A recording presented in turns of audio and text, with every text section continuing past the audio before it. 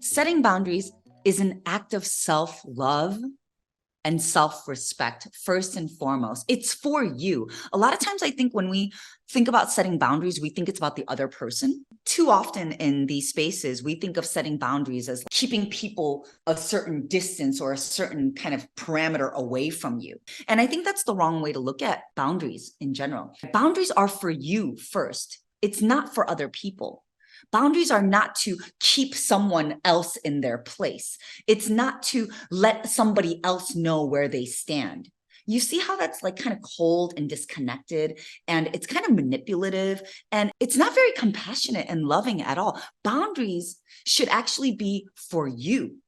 And they should be for you to develop self-love first. They should be for you to develop self-respect first. And then it allows you to actually create more compassion for others, which is, again, an opposite from, no, you need to know where you stand. It's not about like, oh, I'm going to set boundaries so they know what's up. It's not about that. Setting boundaries actually creates more compassion for others because you're saying, here's where I'm available. Here's what I can do for you. Here's what's okay. Here's what's not okay. So you're actually creating better agreements. You're actually creating better communication. And it's how you step into leadership. It's actually how you become more of a leader because you are someone who has a lot of self-love and respect for themselves. And you're also very considerate of others. And you're very clear with your communication on top of that. Now let's get into a little bit more of the basics, kind of like the classic traditional way of thinking about boundaries. Boundaries are simply stating what's okay and what's not okay. Here's what's okay with me. Here's what's good for me. Actually, I can do this, but I can't do that. I'm okay till about 5:15 max, but I definitely can't go 5 minutes over from here. This is my hard stop. This is what I'm willing to do. I'm not really sure about that part. I think up to here is okay, but definitely not beyond that. They are your parameters. They are your edges, and they are your comfort zone. What I mean by comfort zone is what you literally feel comfortable with, what feels safe for you. Like, I'm comfortable doing up to this much. I'm comfortable saying that. I'm comfortable staying until 7. Like, I think, I don't know. I think if like if you want me to start talking about that topic, I think that's going to kind of push me a little bit off of like my scope of practice, my expertise. Like, I would be comfortable just sticking with this topic. I really don't want to start integrating all of that because, I just can't really speak on that as much. And that's not really within like where I feel the most comfortable.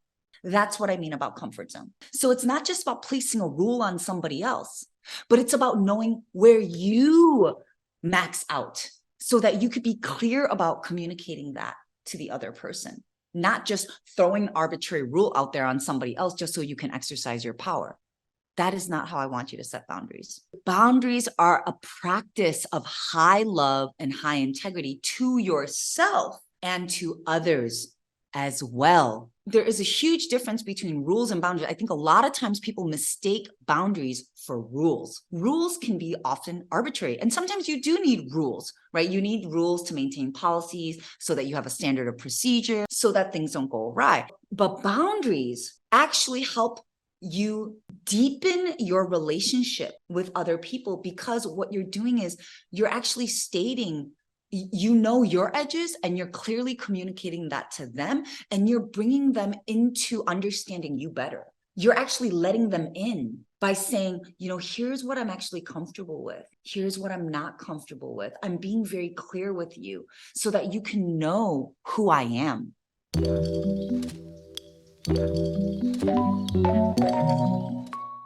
Why do we need to set boundaries? So first things first, self-preservation. Okay, so notice that I'm not leading with self-protection, but again, more about self-preservation. It's so that you can stay happy and healthy and prevent burnout. This is very relevant when it comes to self-preservation, maybe in the workplace, even at home. Like, literally, There's no place where you can't apply this, setting boundaries as a way to preserve yourself, right? So if you burn yourself out, if you're not setting boundaries, if you're overbooking your calendar, if you say yes to everything, if you don't know when to draw the line, if you stay up too late, if you don't have consistency in your routines, the wheels are going to fall off. You're going to get burned out. And you're going to be more cranky. You're going to have all these random health issues that you may not even realize are actually happening with the simple act of not setting boundaries.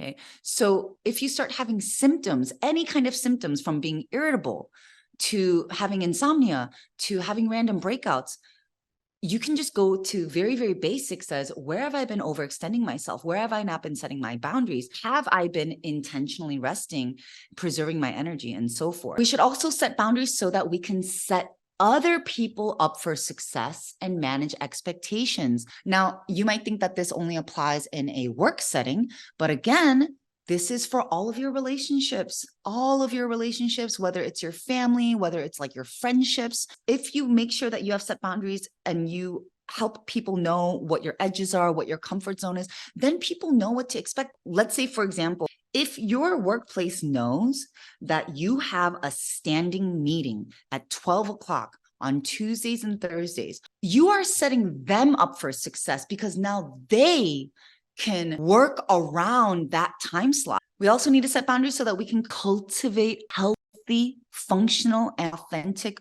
relationships. The more clearer you are about what's okay and what's not okay, the clearer you are about where your bottom lines are, you're actually making room for more healthy, functional, and authentic relationships because you're being honest. You're not making up lies. You're not being fake about things. You're not saying yes when you really want to say no. You're being the real deal. And when you are being the real deal, people feel safe with you. People feel like they want to be close to you. They feel like you're a real one, right? And they trust you. And you're actually able to have much more deeper, meaningful relationships. Obviously, you should set boundaries to support your mental and emotional health. If you start to feel fragile, if you start to feel scatterbrained, if you start to feel unstable and anxious all the time, it might be because you're being stretched too thin. And then to wrap it all up, you need to set boundaries to be successful and healthy in every aspect of your life.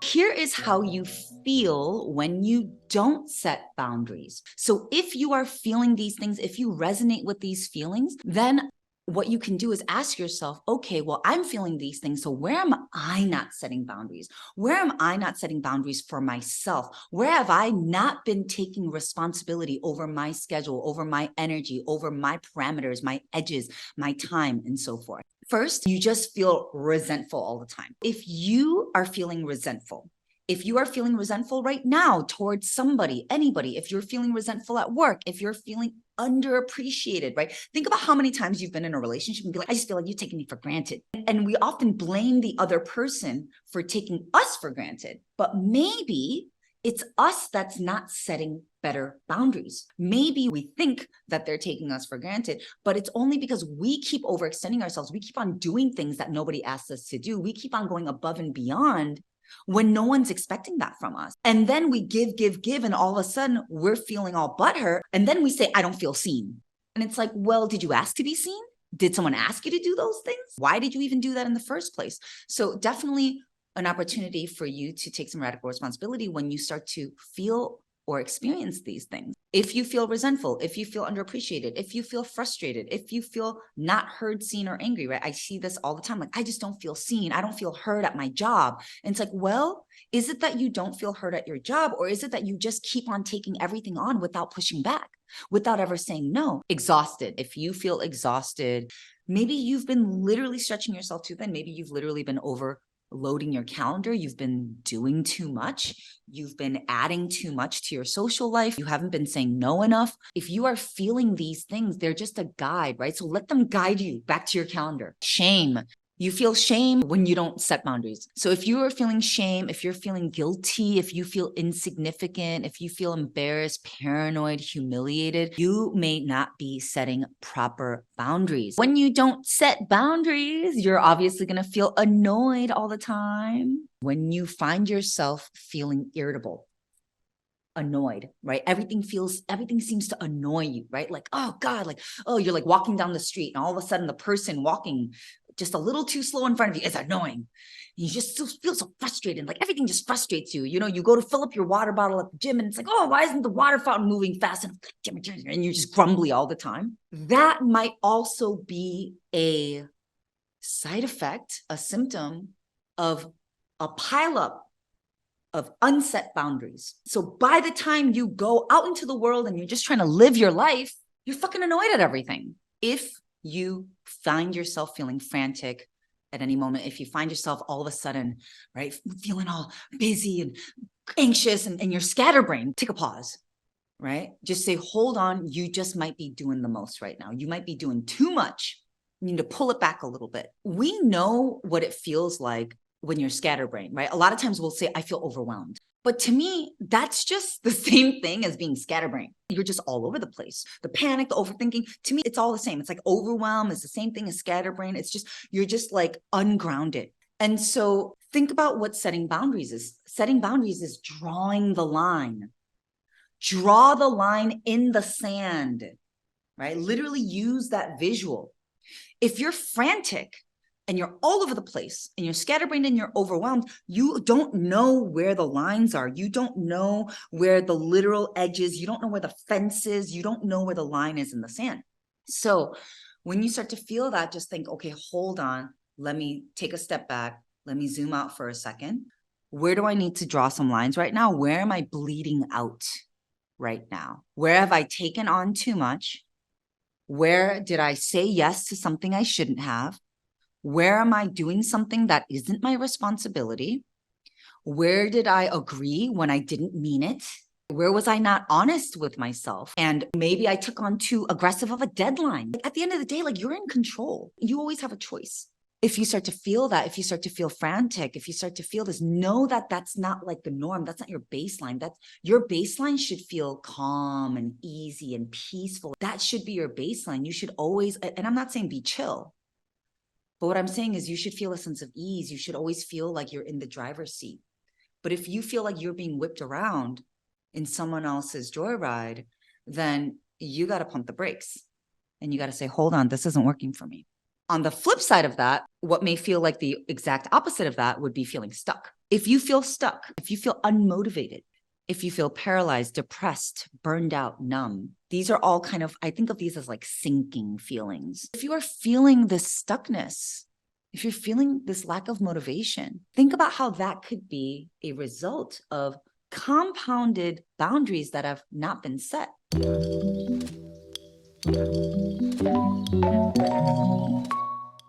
Let's talk about the consequences of not setting boundaries. Codependency, entanglements, enabling others, worrying about what others think. So you just get all tied up and wound up and caught up in other people's shit. And you insert yourself, and then their stuff becomes your stuff, and your stuff becomes their stuff. And that's basically what this means. And so when you are not setting boundaries, it is not clear what is yours, what is mine, where I draw the line, where I begin, where you end, and so forth. So of course, naturally, the side effect of that is going to become all of these things. It's just a natural side effect of that. And so similarly, people pleasing, putting everyone else before you, doing other people's work. And doing other people's work can show up in so many ways, right? So for example, when you are not setting boundaries, you may do other people's work because you just simply couldn't say no. You might do other people's work because you're afraid of what they might think. You might do other people's work because maybe you just really want to please somebody. Maybe you want to, please your boss. And you think that somehow, you going above and beyond is going to make you, more valuable.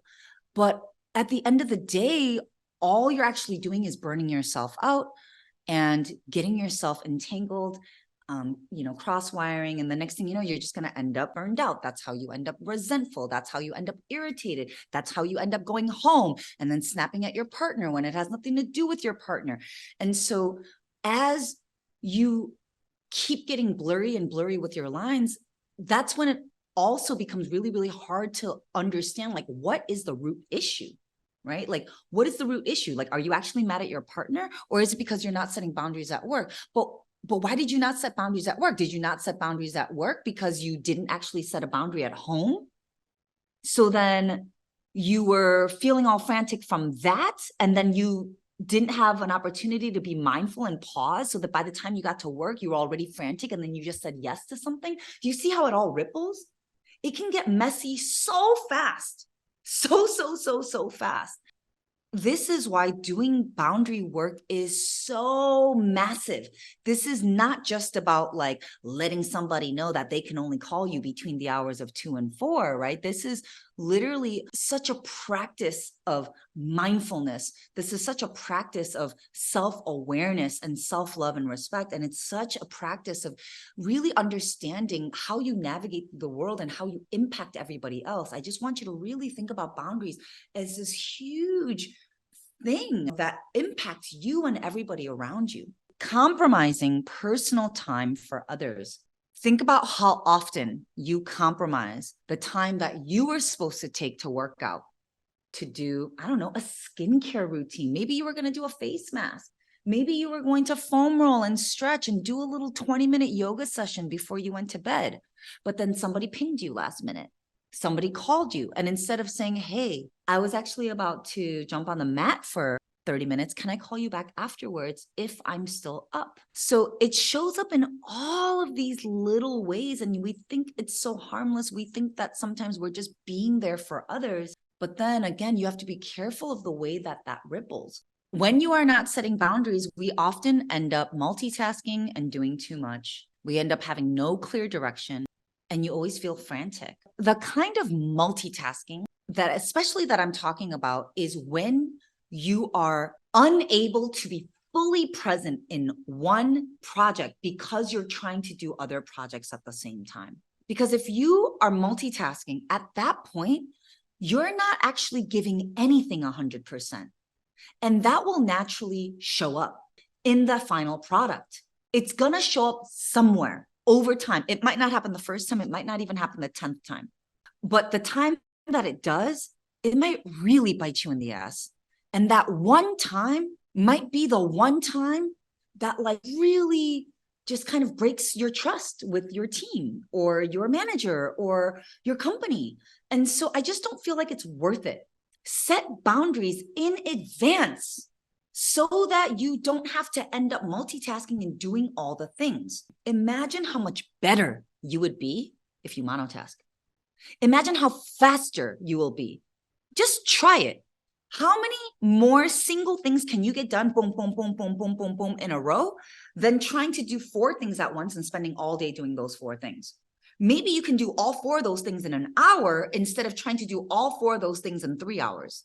Multitasking, doing too much, that naturally also leads to having no clear direction and being always frantic.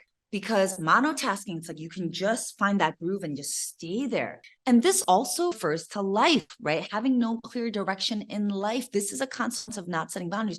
If you are somebody that does not have clear boundaries, you're always going to have a different idea about what you want to do with your life every other week. Maybe I should do this. Maybe I should do that project. Maybe I should go down that road. Maybe I should try this career path. Maybe I should think about that business. That is what happens when you don't set boundaries. A couple of final things. When you are not setting boundaries in general, you won't be able to show up for yourself, which is basically self-abandonment and bypassing your emotions. People who set good boundaries typically also have a good relationship with honoring their emotions, right? Because again, it's a self-love thing.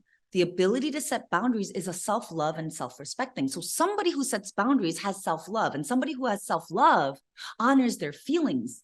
And so somebody who honors their feelings does not bypass and does not abandon themselves. If you have abandonment issues, you 100% have to be better at setting boundaries. But a lot of us who have abandonment fears, a lot of us who have abandonment issues do the exact opposite of that. They actually have no boundaries because they're so afraid of being abandoned. And then you're on that hamster wheel, perpetuating the same thing. So back to the having no clear direction, feeling lost and floaty, struggling with scarcity mindset, always worrying about money, always worrying about what's going to happen next, always worrying about your future, always worrying about if you're good enough, if you have enough, if you are enough. These are all very normal things. Why? Because let's again go back to the basics. Setting boundaries is an act of self-love and self-respect. If you do not set boundaries, of course, you are not going to have high self-esteem.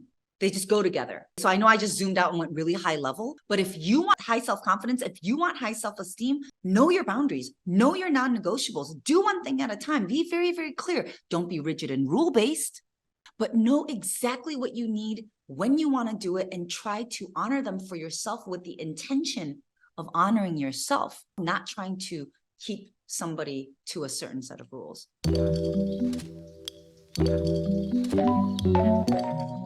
Let's go into the example of setting boundaries and look at that from the lens of relaxation and not rigidity. Okay. First things first, as I always say, get everything in your calendar and stick to it. Now, I know this may seem like it's just like a bunch of rules, right? Like you got to just put everything in your calendar. If it isn't in your calendar, it doesn't count. Okay, I got to stick to it. I got to stick to it. I got to follow the rules. I got to stick to it. And so, yes, you can totally look at following your calendar from a place of rigidity. You can totally look at sticking to your calendar as a bunch of times and rules that you have to stick to. But I don't see it that way. For me, the fact that I have everything on my calendar, that actually creates more ease. That actually creates more relaxation because I already know when you already have things in your calendar, you don't have to worry about somebody else overriding. It's your calendar. So that should actually create a sense of relaxation. You don't have to worry about what you've got going on. You don't have to worry about what you say yes to or what you say no to because it's already in your calendar. I have a hard stop at 10 a.m. I'll get back to you in 30 minutes. Obviously, this is examples of setting boundaries, but again, think about how relaxing that is. Everybody knows what to expect. No one has to wonder when you're going to get back to them. I can't take this on right now. This is out of my scope. Why would you take on something that's out of your scope and stress yourself out? As a matter of fact, so many of us do this because of our programming of wanting to be good enough, wanting to prove, wanting to say yes, people please, etc. But then all you're doing is just stressing yourself out and burning yourself out. So again, set these boundaries from a place of relaxation so that you can create more ease.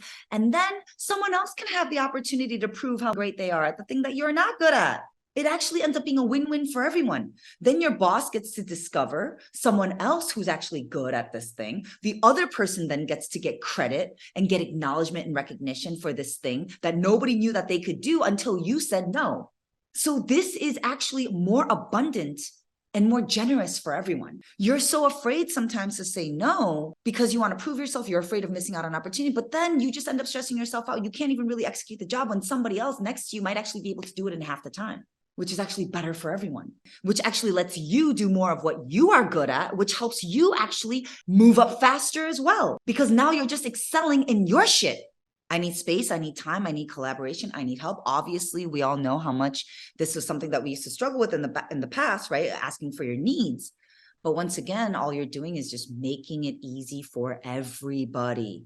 Because if you don't ask for help, you're putting yourself in pain trying to figure something out. You're slowing down on the deadline. Your boss is wondering what the fuck is taking so long. Then they're questioning your competency and your capabilities. When if you just ask for help, everyone can get on the same page. Everyone can just know what it is and know what the expectations are and keep the ball moving.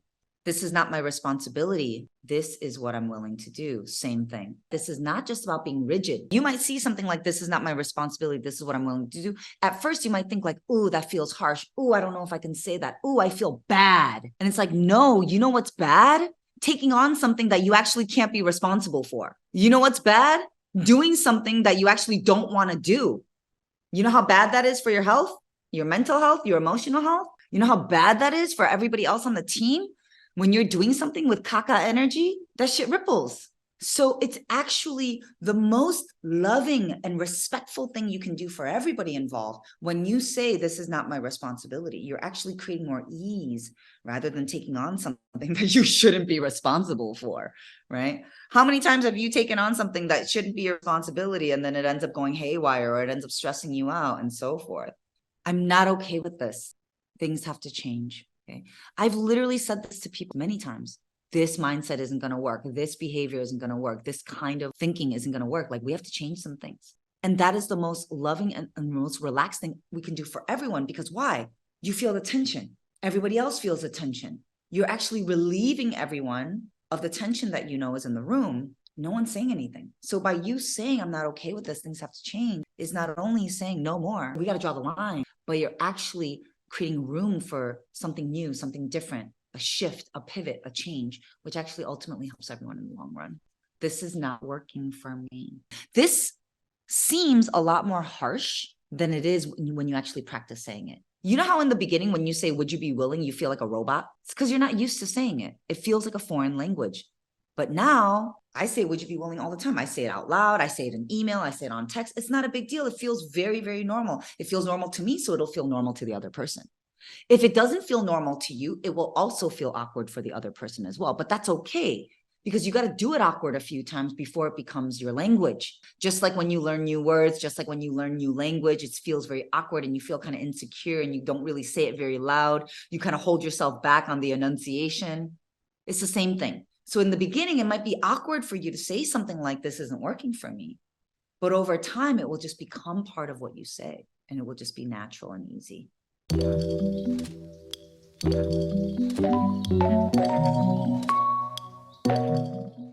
The ripple effect of setting boundaries: people will honor and respect your time. People will value your time, space, needs, and requests. And you know how I'm saying right now, people will value your time, other people, but so will you. You will honor and respect your time. You will value your time. It's both. And so that is how you rise into leadership. People who don't speak up, people who don't set boundaries, people who just get steamrolled, they don't rise into leadership. That's a no-brainer. So if you want to be a leader, if you want to be seen as an expert, if you want to be seen as a go-to person, you got to set boundaries. Obviously, your relationships will improve, you'll reach your goals, and you will thrive. Because again, we can look at those exact same things through the lens of rules and rigidity, or you can look at it as you're actually like reducing anxiety for everyone. So just a couple immediate and imperfect action things as reminders. Always clearly state what's okay. Make sure that you're drawing the line. Make sure that you're stating, claiming non-negotiables. And non-negotiables, think of them more as agreements. Agreements are boundaries too. To me, they overlap. Get everything in your calendar and follow through. When you do not follow through, you are not exercising boundaries. If you say you're going to do something and not do it, you're not keeping an agreement. And if you're not keeping an agreement, you're not maintaining a boundary. And if you're not maintaining a boundary, then you don't know when to draw or stop the line on yourself, and no one else will either. They go together. It's like a Venn diagram. Agreements, follow through, boundaries, they're like the same. And in the middle of that Venn diagram is integrity, ease, relaxation.